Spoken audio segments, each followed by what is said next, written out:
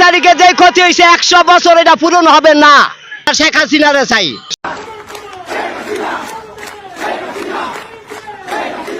ক্ষমতায় না থাকলেও সম্প্রতি বড় ধরনের কর্মী সমাবেশের ডাক দিয়েছে আওয়ামী লীগ। তাদের ধারণা এবং ভাষ্যমতে প্রায় 10 লাখ নেতাকর্মীর সমাবেশ ঘটতে যাচ্ছে।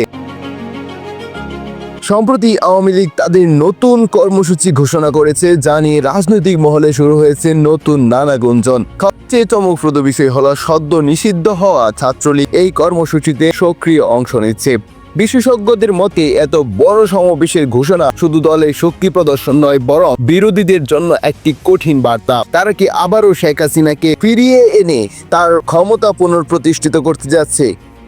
সরকারের ঘনিষ্ঠ সূত্র থেকে জানা গেছে এই সমাবেশে প্রায় 10 লাখ নেতাকর্মীর উপস্থিত থাকার কথা। এতে দেশের বিভিন্ন জেলা থেকে দলের নেতাকর্মীরা ঢাকায় আসবেন এবং অন্যদিকে বিরোধী দলের নেতাকর্মীরাও তারাও কিন্তু বসেনি, তারাও কিন্তু ঢাকা অভিমুখী যাচ্ছেন এবং দেশে যে উত্তাল পরিস্থিতি তৈরি হতে যাচ্ছে তার আসলেই কি হতে যাচ্ছে এখনই বলা মুশকিল।